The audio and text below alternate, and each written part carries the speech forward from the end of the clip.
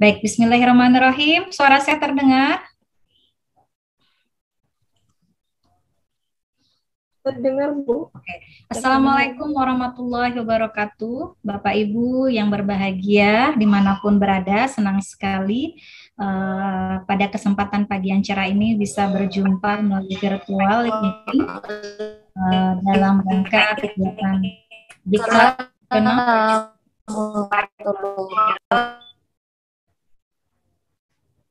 dalam kegiatan Diklat Nasional Analog Teachers of Learning yang merupakan bagian dari implementasi kurikulum Merdeka Belajar. Baik, terima kasih banyak pada panitia atas segala kesempatan yang diberikan. Baik, Bapak Ibu, kebetulan pada pertemuan kali ini saya mengangkat tema yang yaitu tentang strategi pembelajaran edukatif berbasis video learning.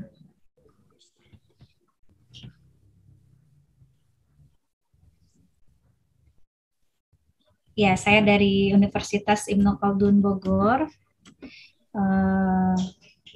Pada kesempatan ini akan sharing ya, bukan bermaksud ingin mengajari, tapi kita saling berbagi karena saya yakin Bapak Ibu semua yang di ruangan ini adalah Bapak Ibu yang sudah memiliki banyak pengalaman tentunya, dan pada pagi hari ini kita diberi kesempatan untuk saling berbagi bersama-sama, berdiskusi mengenai materi yang memang menarik untuk kita bahas ya, berkaitan dengan implementasi ya kurikulum Merdeka Belajar dengan berbagai macam strategi, berbagai macam media pembelajaran dan variasi-variasi kegiatan proses belajar mengajar lainnya. Baik, sekilas kita review ya mengenai kurikulum Merdeka. Ini tentu saja memang masih dalam proses ya, proses sosialisasi dan proses pelaksanaannya juga masih bertahap ya.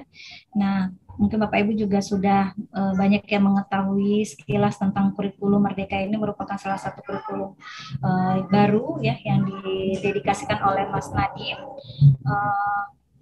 Ini merupakan kurikulum dengan pembelajaran yang sangat beragam. Nah, kenapa kita perlu kurikulum Merdeka?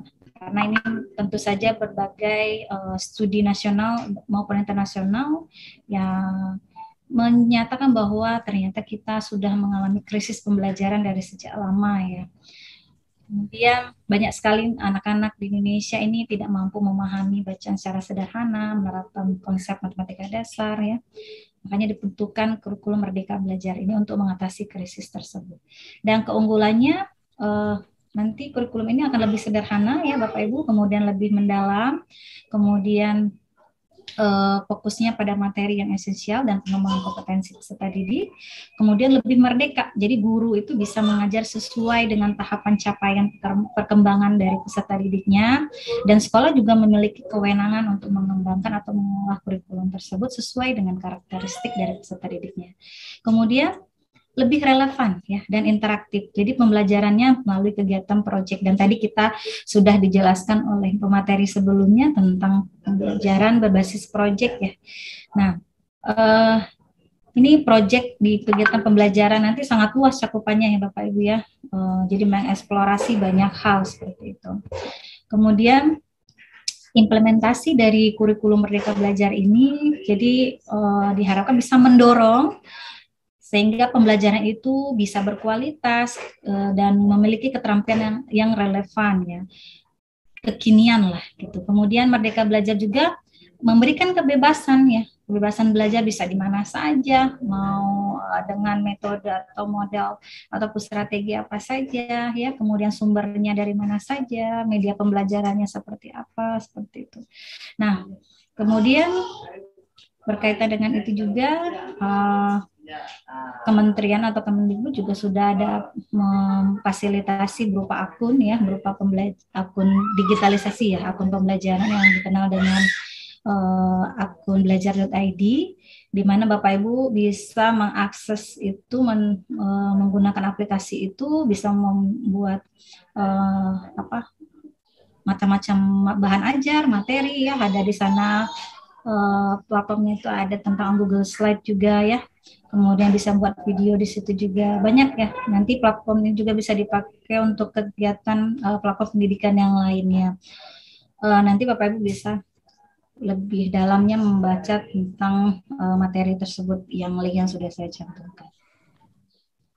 Kemudian kita masuk langsung ke materi saya hari ini mengenai strategi pembelajaran. Kalau kita lihat secara umum, strategi itu merupakan sebuah rencana, metode, perangkat kegiatan ataupun perangkat kegiatan yang direncanakan untuk mencapai tujuan pengajaran tertentu. Tentu saja kita dalam menyiapkan kegiatan pembelajaran harus buat perencanaan yang jelas ya. Nah, rencana kegiatan kita mencapai sesuatu biasanya diiringi dengan metode yang terdiri dari langkah-langkah pembelajaran yang jelas. Nah, ini menurut David ya, dalam teaching approach. Kemudian menurut Pick and Cray, strategi pembelajaran itu merupakan komponen umum dari suatu rangkaian materi berupa prosedur pembelajaran. Nah, bagaimana dengan strategi pembelajaran yang edukatif? Ya.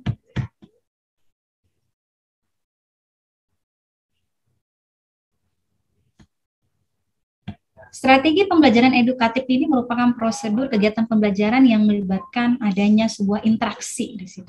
Interaksi yang tentu saja edukatif. Edukatif ini bisa menciptakan kegiatan belajar yang bernilai pendidikan. Dengan tujuan apa? Yaitu bisa mendidik anak didik kita supaya mereka memahami berbagai norma, baik itu norma susila, norma moral, hukum, sosial, agama. Jadi dengan adanya edukatif ini berarti suatu ataupun segala kegiatannya itu bersifat mendidik ya. Yang pasti pertama itu. Kemudian yang kedua membina dan juga memberikan sebuah latihan dan juga pengajaran. Nah, interaksi edukatif ini merupakan suatu kegiatan dalam proses pembelajaran di mana adanya interaksi tersebut melibatkan orang lain ya untuk membantunya, dengan kata lain guru yang mengajar, anak didik yang belajar. Perpaduan kedua unsur ini merupakan sebuah interaksi edukatif dengan memanfaatkan berbagai macam bahan ajar ataupun materi ya. Dalam proses pembelajaran inilah ya komponen dari semua unsur pendidikan ini dilibatkan secara optimal supaya bisa mencapai tujuan pengajaran yang sudah ditetapkan. Nah, ciri-ciri interaksi edukatif yang pertama ada tujuan yang ingin dicapai. Kemudian yang kedua ada bahan atau pesan yang menjadi isi dari interaksi itu. Kemudian ada pelajar yang aktif mengalami ya, jadi meaningful, dia mengalami secara keseluruhan. Kemudian ada guru tentu saja yang sebagai pelaksananya dan ada metode untuk bisa mencapai tujuan tersebut.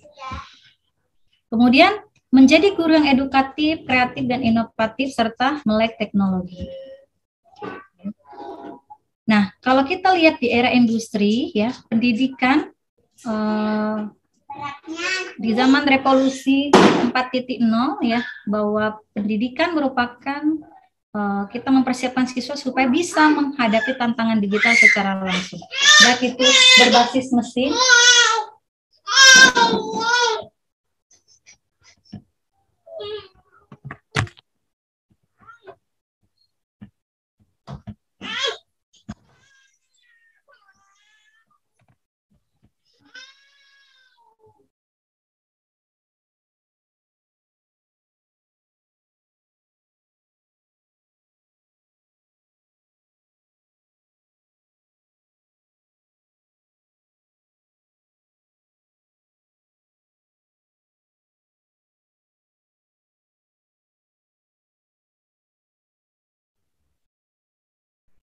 baik, halo Bapak Ibu, suara saya terdengar? Mohon maaf tadi ada gangguan. Saya dengar, Bu.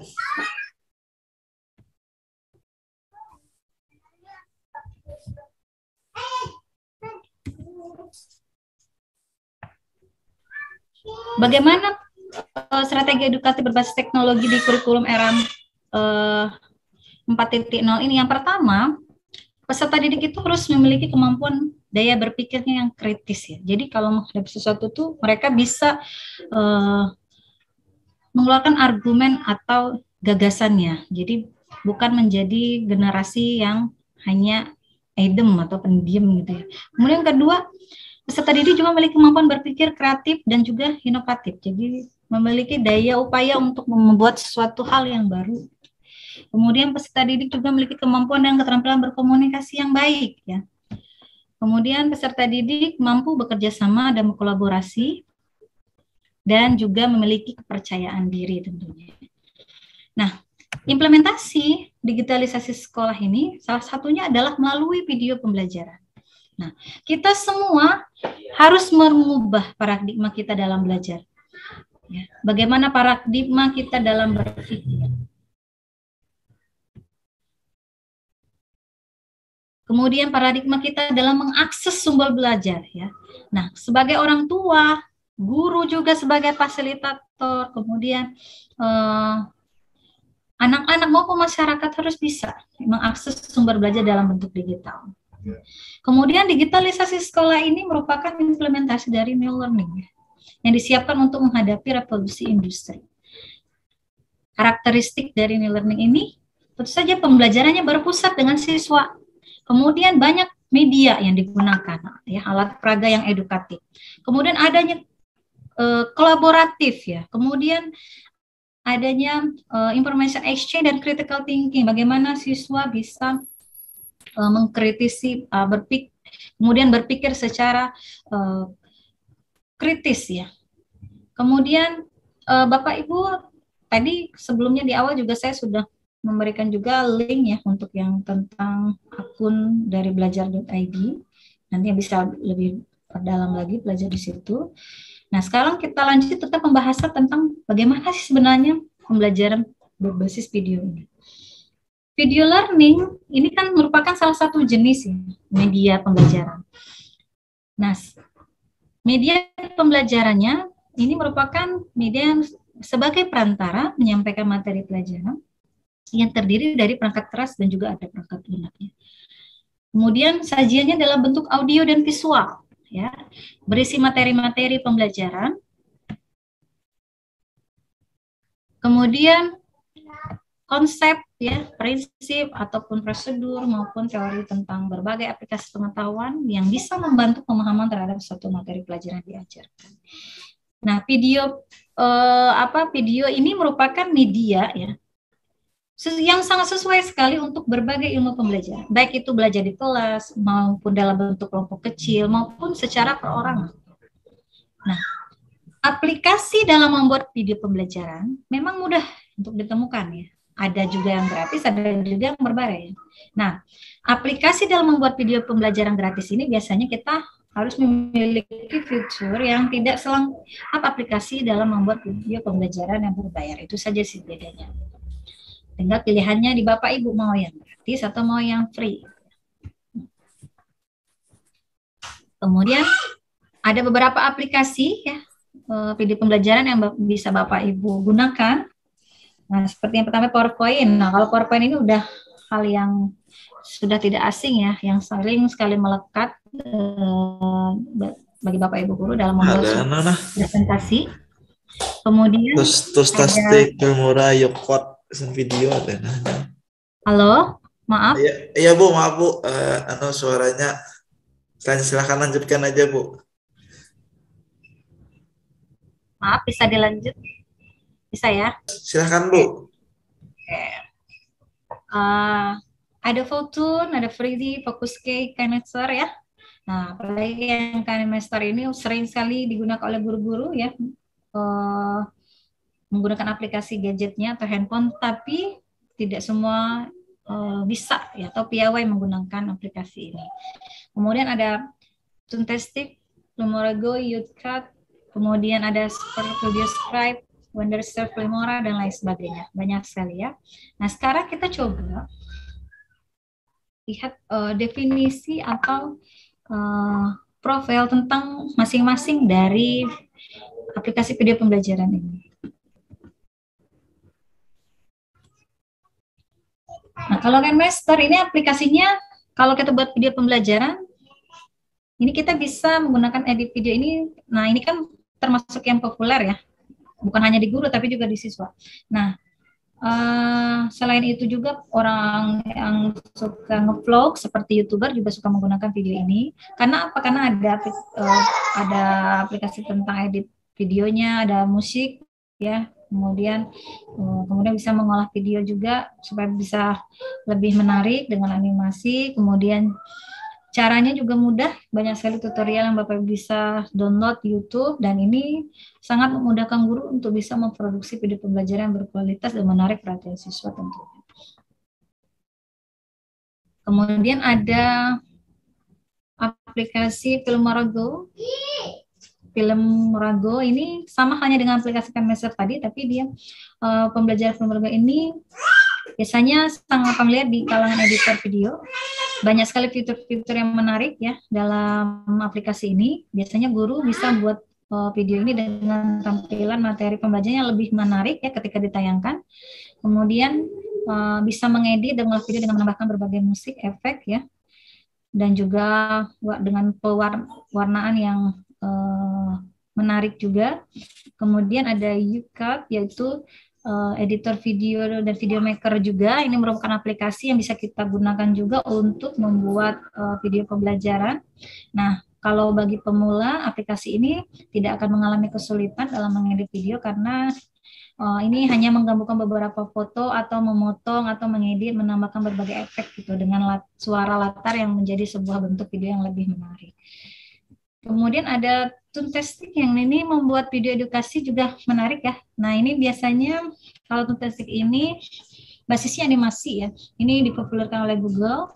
Cara buatnya nanti bisa menggunakan handphone juga. Kemudian bisa mengganti background, ada karakter bentuk animasinya. Kemudian bisa diisi suara juga dan juga memberikan efek suara yang bisa dihasilkan bermacam-macam ya, bergantung dengan kebutuhan. Kemudian kelebihannya itu bisa di-download melalui HP, dan hebatnya lagi bisa digunakan secara offline. Kemudian ada Sparkopedia Scribe, ini juga merupakan software dalam presentasi ya. Video workboard-nya dengan menggunakan animasi tulisan, jadi ada latar belakangnya itu seperti papan tulis gitu Bapak. Nah, kemudian ini juga bisa menjadi salah satu alat kita untuk bisa mengembangkan video pembelajaran interaktif karena ada kombinasi animasinya, ada template yang menarik, terus bisa juga nanti gunakan software ini melalui videoscribe.co. Nah, secara offline pun juga bisa ya, tapi sayangnya untuk penggunaan gratis itu biasanya waktu percobaannya hanya 1 bulan. Tapi selebihnya ya harus bayar. Gitu. Kemudian ada Wondershare Filmora. Nah ini aplikasi editingnya ini mudah digunakan untuk para pemula ya. Nah ini biasanya menggunakan aplikasi untuk mengedit media video pembelajaran itu supaya menarik, bisa diberikan efek ya. Kemudian bisa juga digunakan secara gratis, tampilannya juga sederhana. Kemudian output videonya juga bisa mendukung berbagai format. Kemudian kalau misalnya dalam versi berbayar, fitur-fiturnya itu lebih keren ya pastinya. Nah, untuk mengunduhnya bisa di filmora.wordstart.com. Kemudian ada Photon. Nah, ini media untuk presentasi dan membuat video tapi lebih interaktif Bapak Ibu. Nah, guru biasanya menggunakan aplikasi ini untuk kebutuhan media pembelajaran seperti presentasi, video, animasinya, dan dia bisa bergerak ya. Kemudian kita bisa memasukkan berbagai macam kreasi sehingga tampilan video pembelajaran kita juga lebih menarik, dan kita bisa memberikan audio secara langsung, direkam langsung, ataupun mengambil suara tambahan dari luar. Nah, kita bisa menambahkan berbagai macam karakter, efek, kemudian animation, kemudian background juga bisa diganti-ganti, kemudian karakternya juga bisa kita gerakkan ya, sesuai dengan teksnya, sesuai dengan kebutuhannya.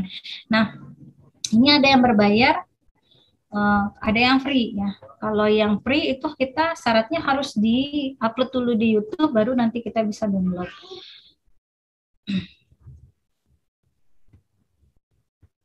Nah, sekarang kita coba gunakan salah satu dari yang sekian tadi, karena mengingat waktu juga, itu bagaimana sih prosedur aplikasi dari Photon tadi.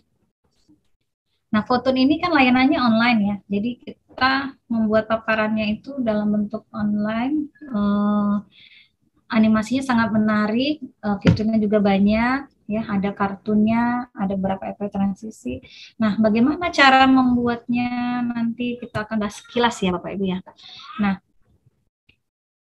dengan adanya Photon ini itu bisa memperjelas penyajian pesan supaya tidak terlalu bersifat verbalistis ya. Jadi bentuk kata-kata tertulis atau lisan belaka. Kemudian untuk mengatasi keterbatasan ruang, waktu dan daya indah. Misalnya objek terlalu besar, nah kita bisa ganti dengan realita gambar film atau model dengan bentuk lebih kecil ya. Kemudian gerak yang terlalu lambat atau terlalu cepat bisa dibantu dengan time lapse atau high speed photography. Kemudian konsepnya juga yang terlalu luas, misalnya adanya gunung berapi, gempa bumi, ini bisa divisualkan dalam bentuk film atau bingkai gambar dan lain sebagainya. Langkah pertama untuk Photon ini tentu saja harus login dan registrasi dulu. Di mana? Yaitu di photon.com.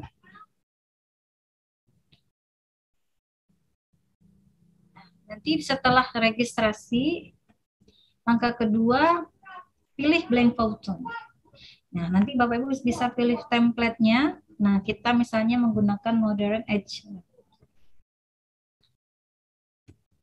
Kemudian tampilan awal slide akan seperti ini, sama lebih kurang mirip-mirip lah dengan PowerPoint ya. Kemudian di sebelah kirinya ada banyak sekali slide, ada slide kata, di tengah fokus slide-nya juga bisa diedit, dan di sebelah kanannya ada fitur-fitur animasi Photon yang Bapak Ibu bisa pilih. Kemudian langkah berikutnya di sebelah kanan juga ada background, pilih location, dan banyak gambar. Nanti Bapak Ibu bisa pilih mau background apa gitu ya. Kemudian animasi yang karakter tadi, maksud saya yang ini Bapak Ibu.